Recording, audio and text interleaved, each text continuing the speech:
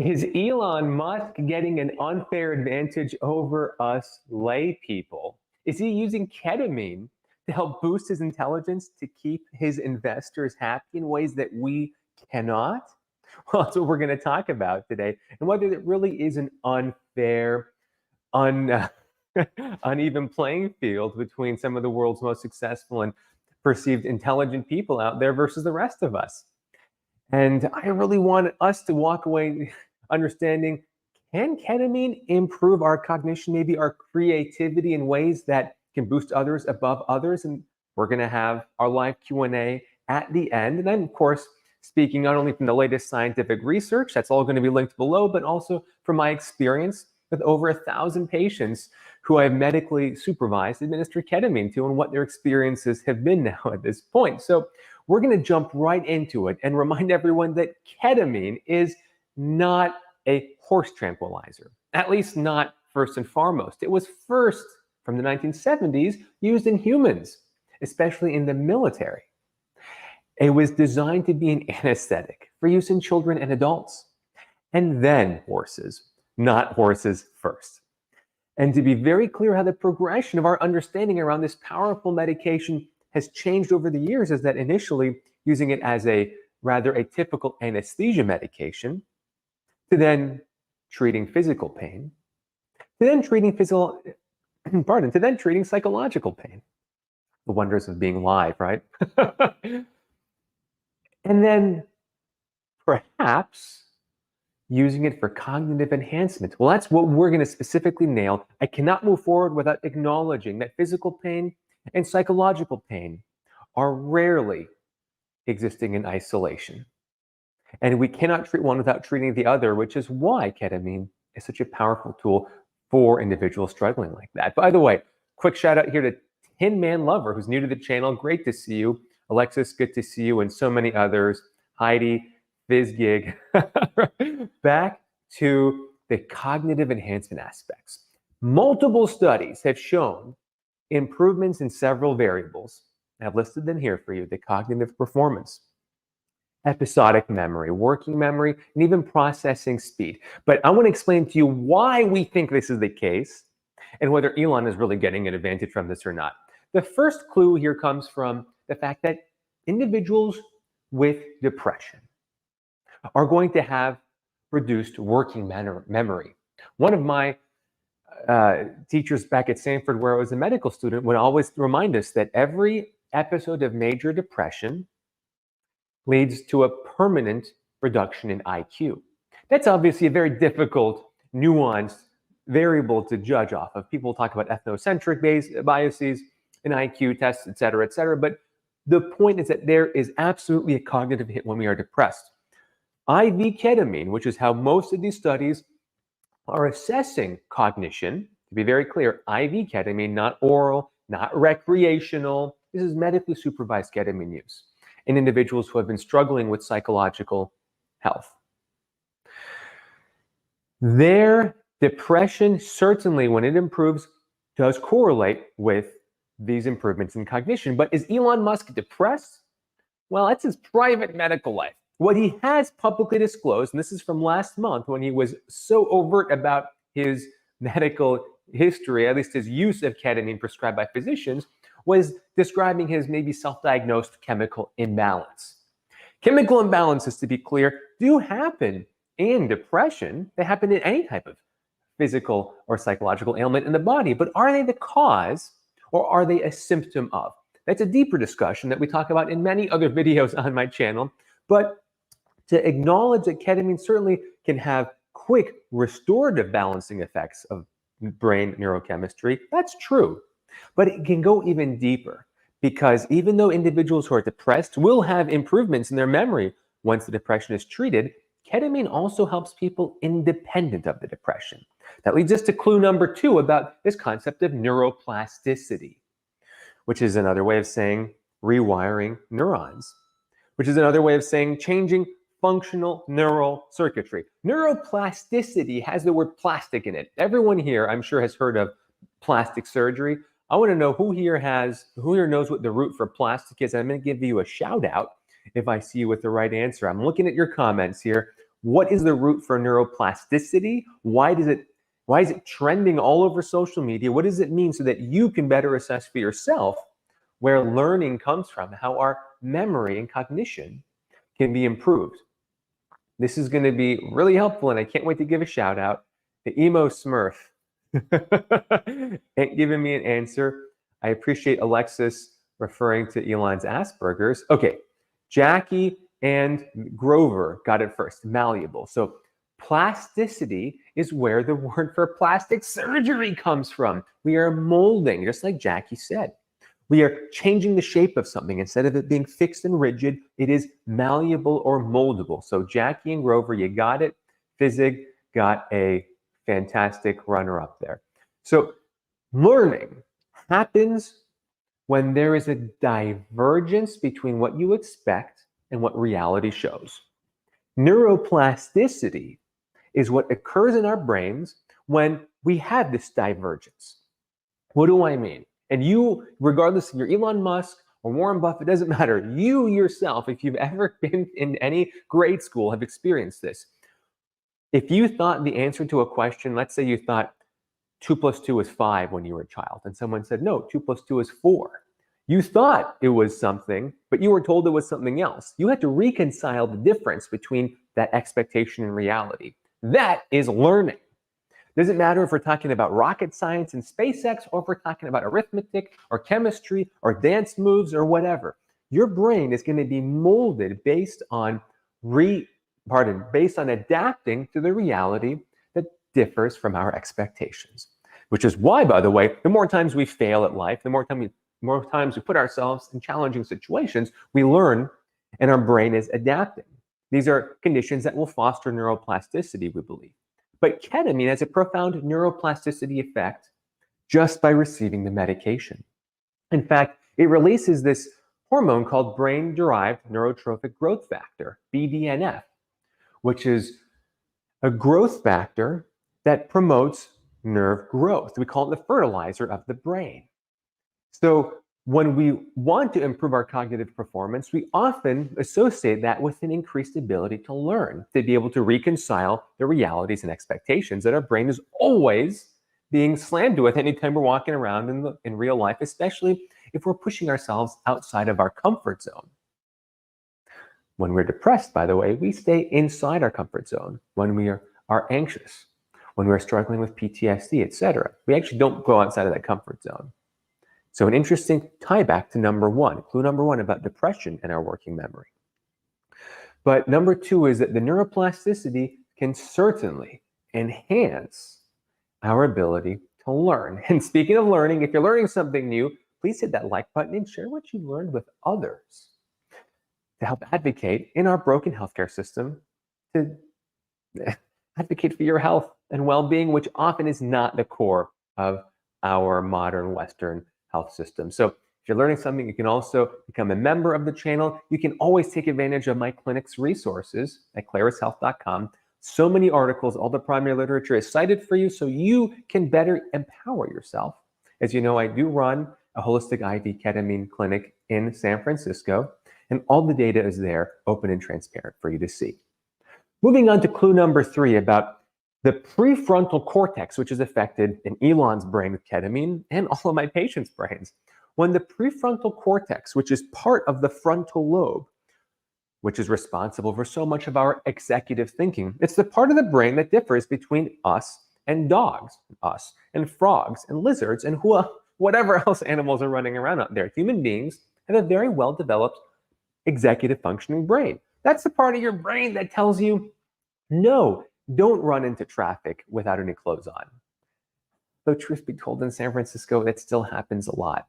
Often it's because drugs erode our executive functioning, things like opiate epidemic drugs, stimulants, etc. So that's a different topic, but recognize that when we lose either from drugs, from a stroke, from dementia, etc., when we lose our prefrontal cortex, we do things that are typically not done out in public.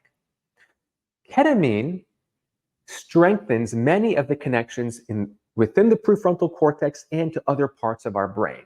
And we believe that this is how our cognitive control, our top-down cognitive control, might actually improve, especially in the presence of a mood disorder. We know that in certain psychological conditions like depression and anxiety and PTSD, we lose our frontal lobe's ability to regulate our behaviors. You all know someone who may have been depressed at some point in their life who knew they should get out of bed but couldn't do it. They know that's the right thing to. They know the right thing to do was to go and exercise or to eat right, etc. But it's hard to do. That is the divergence of your cognitive functioning in your executive part of your brain, your prefrontal cortex, and the rest of your brain, neurochemical imbalance, etc., from a particular condition. Ketamine has a rather curious ability to restore functionality in a way that we believe is impaired, especially in mood disorders. So does Elon Musk, is he benefiting from top-down control? Well, I'll say top-down referring to the prefrontal cortex, what you rationally know you should be doing, top-down and telling your body to do it. We know that individuals that are in positions of leadership have to make executive functioning decisions on the regular. Perhaps this is helping him, unfair advantage. I can't go too far on a limb, but I can say that it likely is not hurting his ability to manage large teams. Number 4, because we're talking about the prefrontal cortex, individuals with PTSD absolutely suffer from cognitive regulation. This is often from living with fear, and it sabotages central nervous system, where because of fear, we are losing concentration and attention and focus on areas that we need to focus on. We often call this ADHD if we're not looking holistically at the patient. So when ketamine, which can have a profound improvement in patients with PTSD, can help facilitate fear extinction, meaning we are literally, it's like with a fire extinguisher, calming the fear down in the central nervous system to free up psychological resources for what we want to do, whether it's studying for a test, whether it's leading a team, whether it's doing whatever else. By reallocating that resource, certainly people will feel at least that they can function better in society. Now, are people getting smarter? It's a hard leap to make, but we know that fear will torpedo our best efforts of caring for ourselves and doing right by others. Fear extinction. We also call it consolidation, bigger topic in this video today, but we talk about it when we talk about ketamine treating PTSD at the root cause. So has Elon Musk opened up about past childhood traumas? That's a very touchy subject for him. But for many of my patients, when we can relieve that burden of fear, certainly they can open up all sorts of powerful possibilities. And now, moving on, very closely related is the emotional regulation that comes with freeing up a sabotaged central nervous system. So we call this improved inhibition control. For example, I'm just thinking right now on the top of my head, when a patient comes into the operating room, when I'm doing anesthesia for surgeries, I walk into a room like this, some individuals feel a need to start crying uncontrollably or to start saying mean things or to be doing something that's not immediately productive. Perhaps it's a coping mechanism. I'm not saying it's right or wrong. Judgments are put aside here, but there is an element of lost inhibition control. So we are disinhibited. We do all sorts of weird things that we ordinarily would not do if we didn't have the fear or the immense vulnerability, etc., exposing this. When we have been traumatized in the past, when we are currently depressed or anxious, and I'll look in the comments. I want someone here if someone's brave enough to share perhaps their own experience. When we have been traumatized, we lose our ability to regulate sometimes, and a part of us might come out. An emotional outburst, lashing out, being mean to someone, being mean to ourselves can come up. And this can certainly be addressed with ketamine if we can improve through that prefrontal cortex our emotional regulation. I want to know who here, I'm looking at the comments, I'll give you a shout out. Lorraine, hi back to you even though you're late. And Gabby is discussing being diagnosed as a teen. Emo surf. I mean, yeah, everyone here is Jackie. I appreciate you guys sharing this powerful link between trauma and lost emotional regulation. So if we can increase this space. This is the goal of my patients with ketamine when we're using it holistically, to increase the space between stimulus and response. So a patient who has been traumatized, who is living in reactionary knee-jerk reflex life, when they are triggered, they have a knee-jerk reflex response. Maybe they'll yell, maybe they'll scream, maybe they'll kick, maybe who knows what they'll do, but that's a reflexive thought. The stimulus from the environment triggering them, their response is glued together. Ketamine, through its various neuroplasticity properties, can unglue the stimulus from the response. That is emotional regulation, and it is allowing for us to be in charge of how we choose to respond to triggers. What greater gift can we give someone than to be present with themselves and not be a slave to the triggers in their environment? If this is resonating with you, and I know it does for hundreds and thousands of people out there, especially in California where I practice, please leave a comment to know that others are not alone who have felt that they've been a slave to themselves from depression, PTSD, anxiety, or any other stuckness. Because it really breaks my heart when people think that they're alone and no one else has explained it to them this way, and they think that no one else suffers in this way. If we can address that slavery, we can open up potentially vast resources, psychological resources that we might colloquially call being smarter, being more intelligent, etc. Call it whatever label you want, but it frees up resources for human doing. For human being instead of human doing, because human doing is being a slave to triggers, living life in autopilot. And I'm looking at the comments here. Rain Cloud commiserates, Miss V commiserates, Virginia, Gabby, Physic, everyone here is talking about, like Jackie is saying, we think we're alone, and we often lose a powerful healing capacity. Many people here are all, If you're watching this video on the replay, check out the comments that I posted here. But I gotta wrap up so we can get to your Q&A. There are so many great questions I need to answer here about ketamine. We need to end by talking about hot versus cold cognition. You all know what this is. Hot cognition refers to emotionally valenced or environmentally influenced cognition, social reward learning. Cold cognition is like taking a test, like what's 2 + 2? What's 15 divided by 3? The integral of this, derivative of that. Like objective, only one right answer kinds of memory tasks and executive functioning. So there's two types of cognition that psychologists typically will refer to. Interestingly, ketamine seems to improve both of them. Now, I want to be very, very clear again. This is not recreational ketamine. This is not doing something on your own. It's not medical advice. This is information so that you can talk with your doctor if you feel that you have been stuck in a particular place that is impacting your ability to excel and succeed where you need more cognitive performance. If you've been trapped or stuck, particularly with a psychological mood disorder, right? My heart goes out to you. It's so hard. And we deserve to help uncover our healing capacity. Ketamine is not the source of this necessarily. Our inner healing capacity is, but ketamine can uncover it. Perhaps this is what Elon Musk is referring to when he said how ketamine is making him such a better manager and leader for his investors.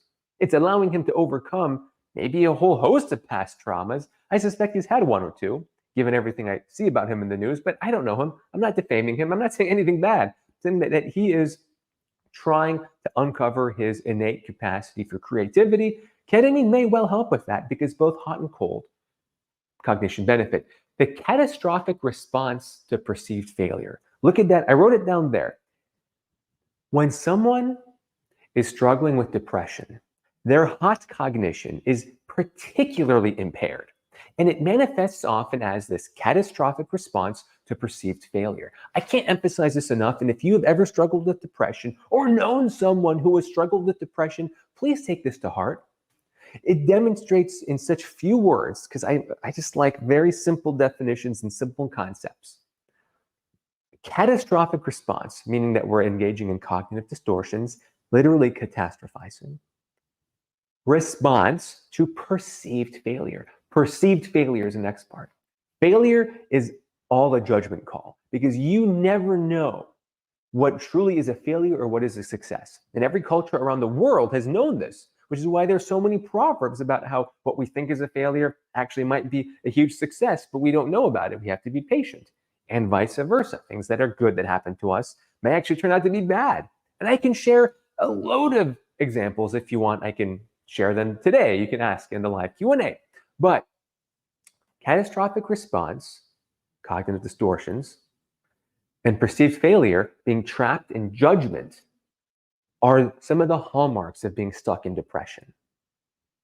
Yes, there's going to be a biochemical makeup in the brain when this happens, but recognize that these two hallmarks are heavily rooted in hot cognition.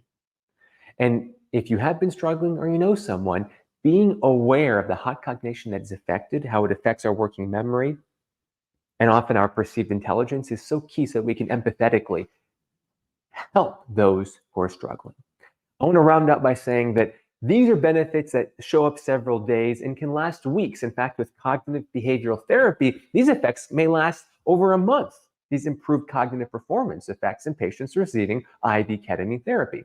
But in the moment when someone is receiving IV ketamine, there are acute changes in the brain affecting our attention, our memory, our ability to be balanced, etc. Those go away after 24 hours in the vast majority of individuals. So there are acute effects from receiving IV ketamine, like when someone gets anesthesia here in the operating room. We're talking about longer-term benefits. And many patients always ask me about dementia. To date, there is no evidence that ketamine predisposes to dementia when used medically supervised in a safe way. In fact, there are geriatricians out there who are studying ketamine because of its neuroplasticity properties to see if it might not be able to help patients with dementia. And we're going to go into our live Q&A. I want to be very clear that IV ketamine needs to be used holistically. This is not just giving someone ketamine and having them walk away. This is addressing the whole body where our past traumas, where our cognitive performance, where they all commingle together. And if we want to do right by ourselves and our patients, we need to view ourselves holistically. So if you appreciated that, I love Chris's comment here. Cognitively razor sharp after. All right. If you appreciated that, do please hit that like button and share what you have learned with others. You can be an advocate for yourself and others in our broken healthcare system here. If you want to learn more about IV ketamine therapy, you can always visit the website where I have loads of resources with literature cited. It's clarishealth.com. And let's go into the Q&A here. Hey, FizzGig, you are so welcome. It's like someone turned down the volume of the world. So Chris Law, I want to say that for centuries, human beings have recorded this perception that quieting the mind to hear the heart has many positive long-term effects. So I think you're onto something. Virginia, you are so welcome. Does a lack of out-of-body experience mean ketamine is not working? Seth Fuentes, no. Some studies show that that experience is not necessary for the long-term benefits. However, some studies also show that it is necessary. We don't know if it's the same for every individual, but there's evidence to support both of those. And Heidi, thank you so much. Ash, so good to see you. St. John's wort does have many interactions. You're right. So do almost all prescription medications. So just because St. John's wort has many interactions doesn't mean that it's any right or wrong or better than prescription medications, except that sometimes patients don't disclose to me that they're taking St. John's wort because they think it is infinitely safe. I have nothing against natural therapies. I love natural therapies, and ketamine was recently discovered to occur naturally in the world. But we have to respect them because they can have powerful effects. We should respect them as much as we do prescription medications.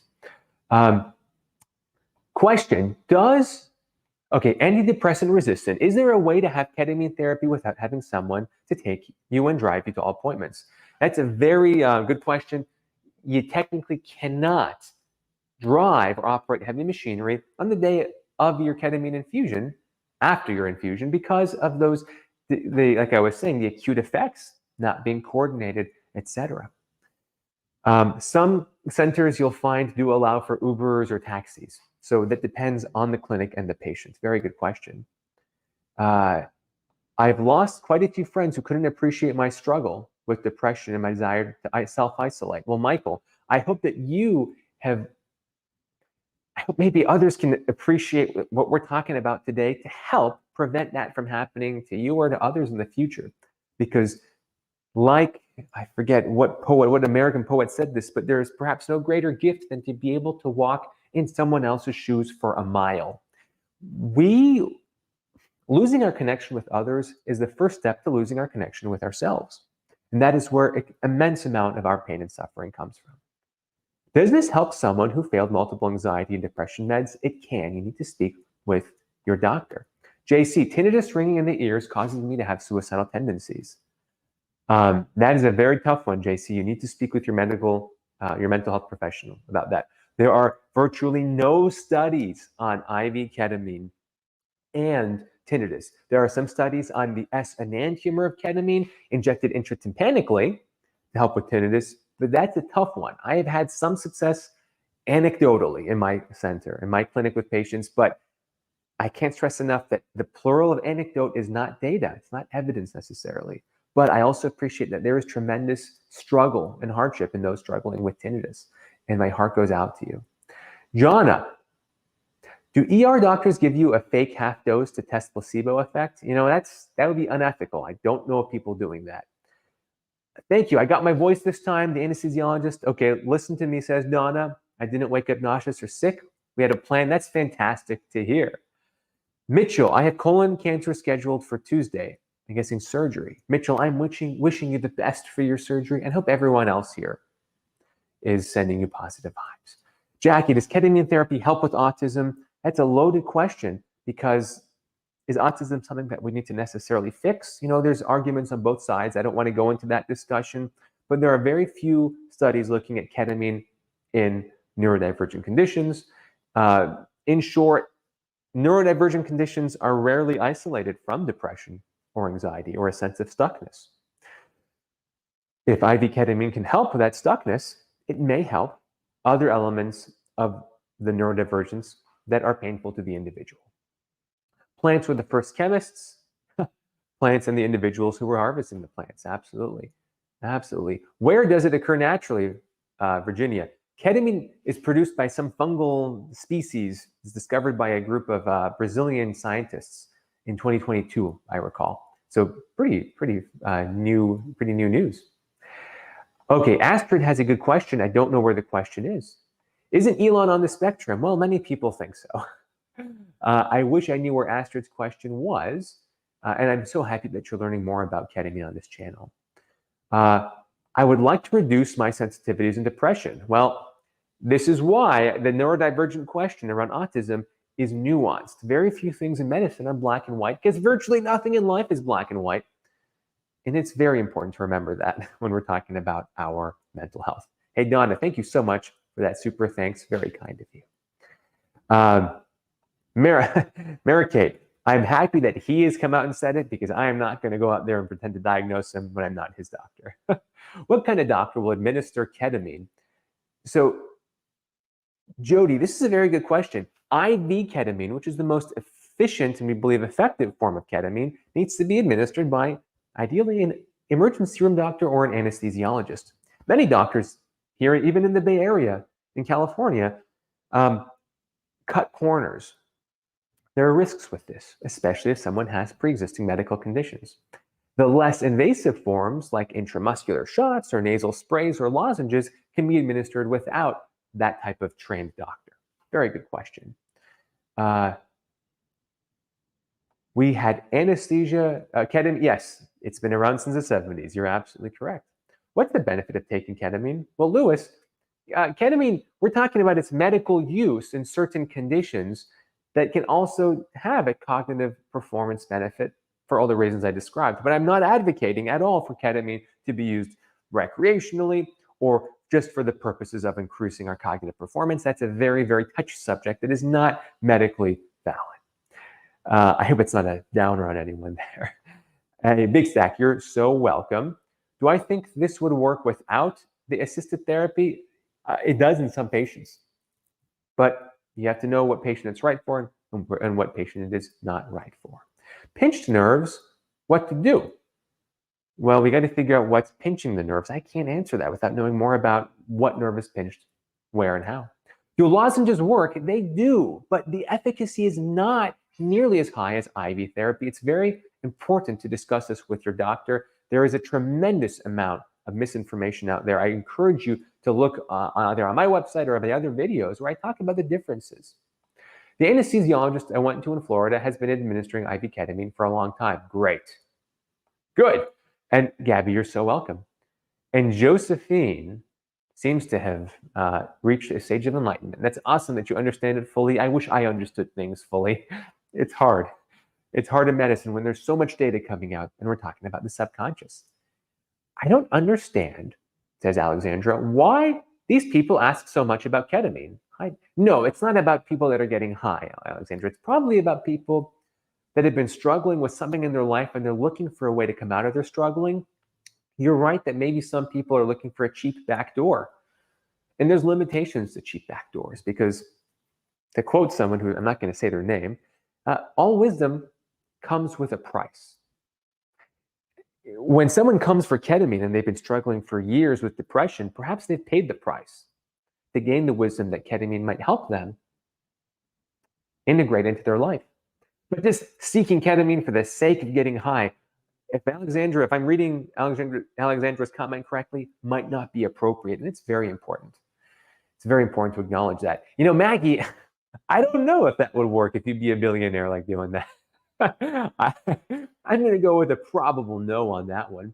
What does anesthesia do to a patient with atlantoaxial instability? Well, that's a very, very important question. You can paralyze them, which is why you need to be very careful about the head motion when you're intubating the patient. Preferably use a bronchoscope, a flexible bronchoscope, or video laryngoscopy. You can hit me with any question you want right now, including those types of questions. Will the FDA ever approve IV ketamine? You know, I did a whole video on why it's not approved. Unclear if it will ever happen. Likely there will be other medications approved before that ever happens. If they want a cheap backdoor to get high, they go to the streets. Dr. Mara, I hope I'm pronouncing that correctly. I agree. Well said. And yes, Janet, ketamine can work in many patients who have been struggling for a long time with the right medical supervision. It's not making him, what's going on? It's not making him, too many comments. Good problem to have. Have you all seen his later interview? I will leave that for the commenters to comment on. You know, if you're watching this as the rewatch, I'm so curious what you think about that. There was a new study with the VA to study it with chronic pain and depression. Well, Jackie, we use ketamine for chronic pain and for depression and for both very often. They are different protocols, though. You can't use the same one for both of them. I have no good thoughts to share on DMT because it's not legal. We don't really provide it medically yet. But there is a lot of interesting information we can talk about in an offline setting one day. I'm so sorry that you've been gaslit, Susan. I hope you've watched my videos on how to minimize the chances of being gaslit, especially when there's a doctor or someone else in a position of power over you. Drug diversion is a serious issue. Yes, it is, especially amongst those who have access to drugs like doctors. Patty, you are so welcome. I played too much football. Can this help? Well, traumatic brain injuries, actually there's a role for NAD therapy there. Ketamine, possibly, but not as direct of a link. Very, very good question. Can you have ketamine with Brugada syndrome? That's a very, very niche question. I've never given ketamine to a patient with Brugada syndrome. It would require a review of the latest research, which I have not done recently because it is a very, very rare condition. Certainly propofol can be given. Ketamine, I need to get back to you on that. Very good question and very dangerous consequences if you get it wrong. Okay, let's wrap up here with so many good questions. How does ketamine help with chronic pain? Sunshine, I'd recommend you actually watch my videos on it. But I'll say very, very briefly, and you can look at my website. I have lots of articles on the chronic pain component, but the spinal cord has a lot of NMDA receptors. There's a lot of stuckness that happens when our body is repeatedly seeing the same stimulus, especially if it's in the operating room, We call it central sensitization. The spinal cord can become so sensitized, whether it's from fibromyalgia, complex regional pain syndrome, PTSD, many, many conditions fall into this category. If we can, in some way, quiet down through, we believe, the glutamate mediated transmission of pain, which is not the traditional view of pain that we look at with opioids, perhaps you can reset that central sensitization to help lower the volume on the pain amplifier in the central nervous system, which comprises the spinal cord and brain. We believe that's one of the ways. Well, we don't understand chronic pain because chronic pain has to do with your consciousness, and we don't understand consciousness. These are all scientific hand-wavy ways of trying to explain that even if ketamine can't fix the root cause of the pain, remember that tissue destruction is neither necessary nor sufficient for the perception of pain. And that's why things like ketamine can be so helpful, even if there is something at the end of the nerve ending, like a crushed finger. Of course, that would be painful, we all agree, but how that signal goes to your brain through all these nerves is heavily impacted by many variables above and beyond the tissue destruction itself. Icy Wolf, why do some, thank you for that super thanks, by the way, why do some anestheticians or anesthesiologists, why do antistatics have a taste? Oh, I don't know what antistatics means, but propofol tastes like sweet mint. Well, and you'll have a video. So thank you so much for the kind comments. You taste medications given IV because when they go in your blood, they circulate through your whole body.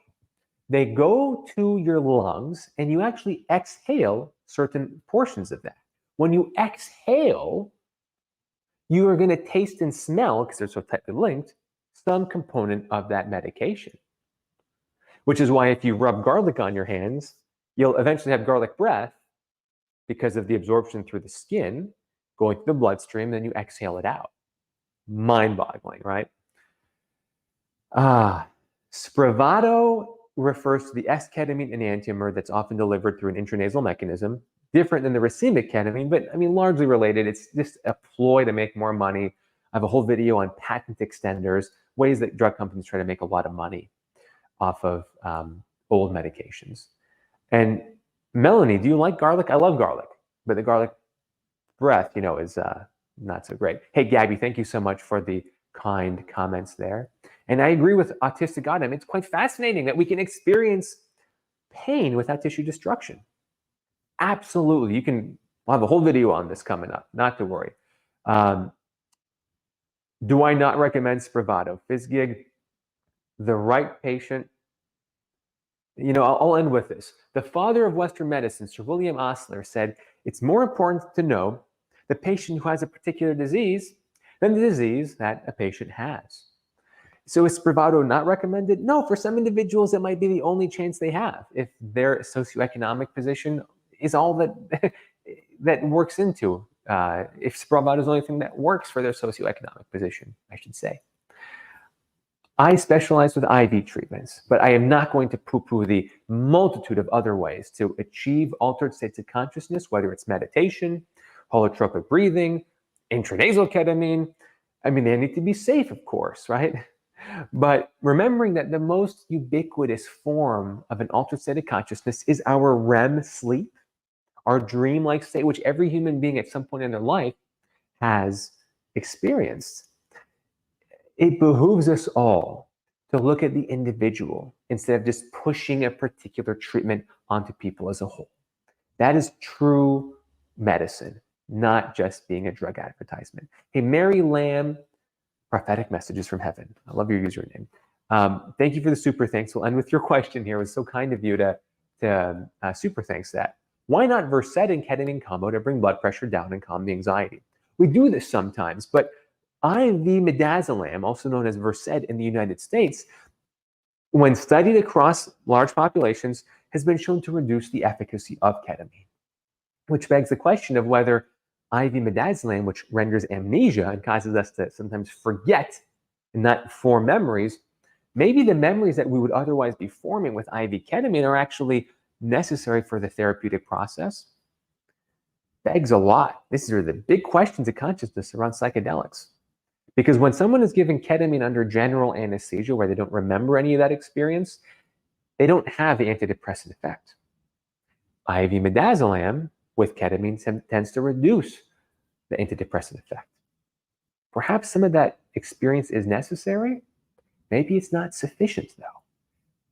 Questions that we don't know fully. But if we can verbally help reorient and calm someone's anxiety down and lower their blood pressure, that is the approach in my clinic with my patients.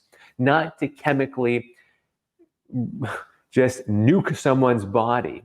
That's not good medicine. Though there are some times when we do need to do that, it should not be the first it should not be the first intervention, if you will. We need to first try non-invasive or minimally invasive before we go into invasive treatments. I hope that answers your question. Such a good question, and I appreciate that, Ash. Thank you for the kind comments. And I don't know what this means. Do you sug for later? I don't know, Starling Valley, what that means. I'm so curious. Well, until next time, thank you for all of your support. I hope that you can go out and advocate for all the others who are struggling, not only to improve their working memory so they can excel at what they want to in life, but if they're struggling with depression or anxiety or PTSD, they can learn more about other treatments that might be life-changing for them. Always speak with your doctor. This is not medical advice. It's information to help empower you to have a discussion with your doctor, because you deserve to know how much power you have over your health. It's probably a lot more than you've ever been told. Until next time.